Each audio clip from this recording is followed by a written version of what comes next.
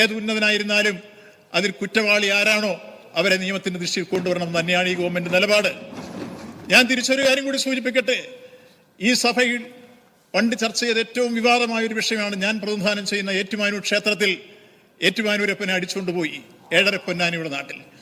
ആ 7.5 പൊന്നാനിയുടെ നാട്ടിൽ 7.5 പൊന്നാനി അടിച്ചു മാറ്റാനും ഏറ്റുമാനൂരപ്പനെ കൊണ്ടുപോകാനും വന്നത് അന്നത്തെ ആഭ്യന്തരമന്ത്രി സഹ ടി കെ രാമകൃഷ്ണനായിരുന്നു. മുഖ്യമന്ത്രി ബഹുമാനായ ഇ കെ നായനാരായിരുന്നു. അന്ന് പ്രതിപക്ഷ നേതാവ് ഒരു വെല്ലുവിളി നടത്തി. ഏറ്റുമാനൂരപ്പനെ നിങ്ങൾക്ക് പിടിച്ചു തരാമെങ്കിൽ ഞാനൊരു പൂച്ചണ്ട് തരാമെന്നായിരുന്നു അന്ന് നിയമസഭയിൽ പറഞ്ഞത്. ആ പൂച്ചണ്ടിന് വേണ്ടി അല്ലെങ്കിലും ടി കെ രാമകൃഷ്ണൻ കയ്യും മെയ്യും മറന്ന അന്വേഷണത്തിന് നേതൃത്വം ഏറ്റെടുത്തുകൊണ്ട് മുന്നോട്ട് പോയി. ഏറ്റുമാനൂർ ക്ഷേത്രത്തിൽ വന്ന അദ്ദേഹം തന്നെ ക്ഷേത്രത്തിൽ വന്ന സംഭവം ഞാൻ ഓർക്കുന്നു. കയറി പരിശോധിച്ചു.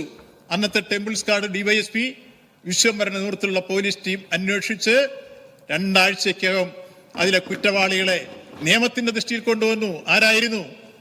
പാറശാലക്കാരൻ, INTUC-കാരൻ ഗുണ്ട, ഉന്നതനായ ഒരു കോൺഗ്രസ് നേതാവിന്റെ ഗുണ്ട, INTUC-കാരൻ നേതാവ് സ്റ്റീഫനായിരുന്നു സാർ അന്നത്തെ പ്രതി. ആ സ്റ്റീഫൻ പ്രതിയായി വന്നു എന്ന് മാത്രമല്ല, അയാളെ കയ്യാമം വെച്ച് കൽത്തുറങ്കിലടക്കുകയും ഏറ്റുമാനൂരപ്പന് ഏറ്റുമാനൂർ ക്ഷേത്രത്തിൽ കൊടുത്ത പാരമ്പര്യമാണ് ഇടതുപക്ഷ മുന്നണി ഗവൺമെന്റിനുള്ളത്. ഇത് തന്നെ ഞാൻ പറയുന്നു. ശബരിമല ക്ഷേത്രത്തിൽ നിന്ന് ഒരു തരി പൊന്ന് ആരെങ്കിലും അടിച്ചു മാറ്റിയിട്ടുണ്ടെങ്കിൽ അത് തിരിച്ചവിടെ വെപ്പിക്കാനും അത് അടിച്ചു മാറ്റിയവനെ കയ്യാമം വെച്ച് കൽപ്പുറം കിടക്കാനും ശേഷിയുള്ളൊരു ഗവൺമെന്റാണ് ഇന്ന് കേരളം ഭരിക്കുന്നത്. നിശ്ചയമായും അത് ചെയ്തിരിക്കുമെന്ന കാര്യത്തിൽ സംശയം വേണ്ട. അത് ചെയ്യുന്നതിന് ഇവരെന്തിനാ തടസ്സം നിൽക്കുന്നത്? ഇവർക്ക് എന്താണ് അതിനകത്ത് ഇത്ര ഭയം? അവർ ഈ വിഷയത്തിൽ സഹകരിക്കല്ലേ വേണ്ടത്. ശബരിമലയോട് ഏതെങ്കിലും താല്പര്യമുണ്ടെങ്കിൽ, അവർക്ക് വിശ്വാസി സമൂഹത്തോട് എന്തെങ്കിലും താല്പര്യമുണ്ടെങ്കിൽ സമഗ്രമായൊരു അന്വേഷണം ബഹുമാനപ്പെട്ട കേരള ഹൈക്കോടതിയുടെ മേൽനോട്ടത്തിലാണ് ഇത് നടക്കുന്നത്. ആ മേൽനോട്ടത്തിൽ നടക്കുന്ന ഒരു അന്വേഷണം യഥാർത്ഥത്തിൽ സഹകരിച്ച് എന്തെങ്കിലും എവിഡൻസ് അവർ കൊടുക്കുകയല്ല വേണ്ടത്.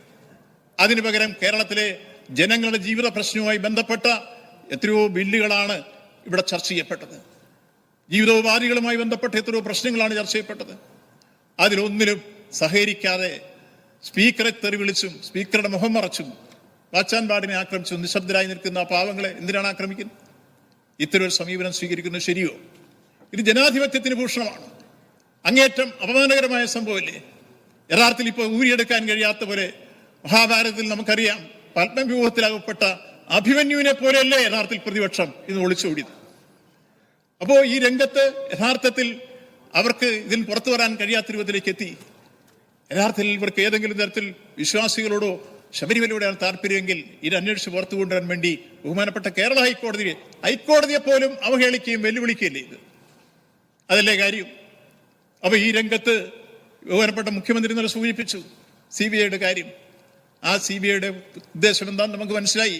സവക്രുടെ മുമ്പിലും ഗുരുജി ഗോൾവൽക്കറുടെ മുമ്പിലും പോയി തിരികൊളുത്തി നമസ്കരിക്കുന്ന കൂട്ടർ അത് ആവശ്യപ്പെട്ടില്ലെങ്കിലേ അത്ഭുതമുള്ളൂ. അതിലെ യാഥാർത്ഥ്യം. അതുകൊണ്ട് ഈ കാര്യത്തിൽ കൃത്യമായി ഈ ഗവൺമെന്റിനെ സംബന്ധിച്ചോളം ഇത്തരം കാര്യങ്ങളിൽ നിന്നും ആരെയും രക്ഷിച്ച പാരമ്പര്യം ഈ ഗവൺമെന്റിലില്ല. കഴിഞ്ഞ 9 വർഷക്കാലത്തിലേറെയായി ഈ രംഗത്ത് തെറ്റിന്റെ മേൽ ശക്തമായ നടപടിയും നിലപാടും സ്വീകരിച്ചു പോയൊരു ഗവൺമെന്റ് രൂപത്തിൽ ഈ വിഷയത്തിലും സ്പെഷ്യൽ ഇൻവെസ്റ്റിഗേഷൻ ടീമിന്റെ കുറ്റമറ്റ രൂപത്തിലുള്ള സമഗ്രമായ അന്വേഷണം നടത്തി നിയമത്തിന്റെ ദൃഷ്ടിയിൽ കുറ്റവാളികളെ കൊണ്ടുവന്ന് അവിടെ നഷ്ടപ്പെട്ട പൊന്ന് അവിടെ കൊടുക്കാനും കുറ്റവാളികളെ നിയമത്തിന്റെ ദൃഷ്ടിയിൽ കൊണ്ടുപോകാനുള്ള എല്ലാ നീക്കവും വരുന്നു. ആ നീക്കത്തെ ഇവർ ഭയപ്പെടുന്നു എന്നുള്ളതല്ലേ ഇവിടുത്തെ വിഷയം. അതുകൊണ്ട് ഈ കാര്യത്തിൽ പ്രതിപക്ഷം സ്വീകരിച്ച നിലപാട് അങ്ങേയറ്റം അപലനീയമാണ്, അങ്ങേയറ്റം പ്രതിഷേധാർഹമാണ്. 2019 ഈ സംഭവം നടക്കുന്നത്. ആ സംഭവവുമായി ബന്ധപ്പെട്ട് നടന്നിട്ടുള്ള കാര്യങ്ങളെക്കുറിച്ച് കൃത്യമായി സംഭവം അന്വേഷിക്കണം, കാര്യങ്ങൾ വെളിയിൽ വരണം. അന്വേഷണം നടക്കുന്നതുകൊണ്ട് മറ്റു കാര്യങ്ങളിലേക്ക്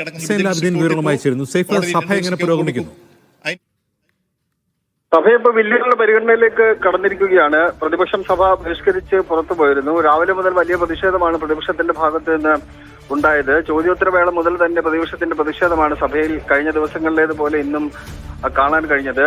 സഭാ നടപടികളുമായി സഹകരിക്കില്ല എന്നുള്ള തീരുമാനം പ്രതിപക്ഷം എടുത്തതാണ്. പക്ഷേ പ്രതിപക്ഷ ബഹളത്തിനിടയിലും സഭാ നടപടികൾ മുന്നോട്ട് പോയി. ചോദ്യോത്തരവേള പൂർത്തീകരിച്ചു. ചോദ്യോത്തരവേള അവസാനിച്ച് ശൂന്യവേളയിലേക്ക് കടന്നതോടെ പ്രതിപക്ഷ നേതാവ് എഴുന്നേറ്റ് ഈ വിഷയത്തിൽ ഒരു വിട്ടുവീഴ്ചയ്ക്ക് ഞങ്ങൾ തയ്യാറല്ല എന്ന് പറഞ്ഞുകൊണ്ട് സഭ ബഹിഷ്കരിക്കാൻ വേണ്ടിയുള്ള തീരുമാനമെടുത്തു.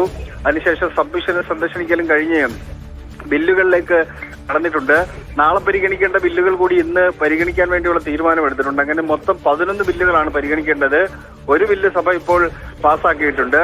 രണ്ടാമത്തെ ബില്ലിന്റെ പരിഗണനയിലേക്ക് എത്തിച്ചേർന്നിട്ടുണ്ട്. മുഖ്യമന്ത്രിക്ക് വേണ്ടി നിയമമന്ത്രിയാണ് ഇപ്പോൾ ബില്ല് അവതരിപ്പിച്ചിരിക്കുന്നത്. ആദ്യ ബില്ല് ഗുരുവായൂർ ദേവസ്വം ബോർഡുമായി ബന്ധപ്പെട്ട ബില്ലായിരുന്നു. അതിനാണ് ഇപ്പോൾ ദേവസ്വം മന്ത്രിയായ VN വാസവൻ ഈ ശബരിമലയിലെ സ്വർണ്ണപ്പാളി വിവാദവുമായി ബന്ധപ്പെട്ട വിഷയത്തിലെ നിലപാട് വ്യക്തമാക്കിയത്.